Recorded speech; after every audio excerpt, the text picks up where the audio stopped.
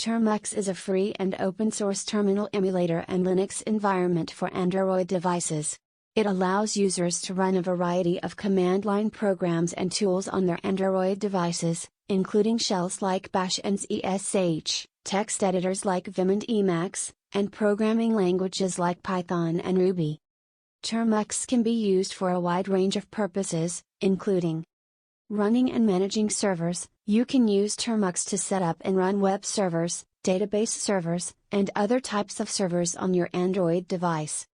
Developing and programming. Termux includes a package manager, PKG, that allows you to install a variety of development tools and libraries, making it a convenient platform for coding and testing on the go.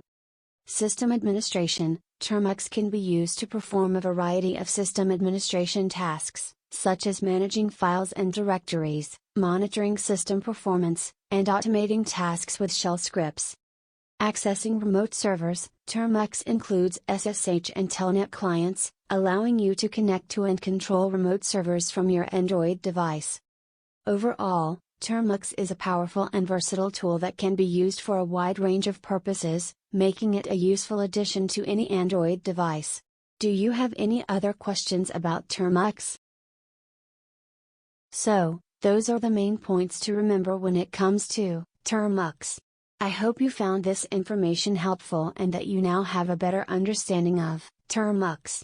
If you have any questions or want to learn more, leave a comment below or check out some of the other videos on my channel.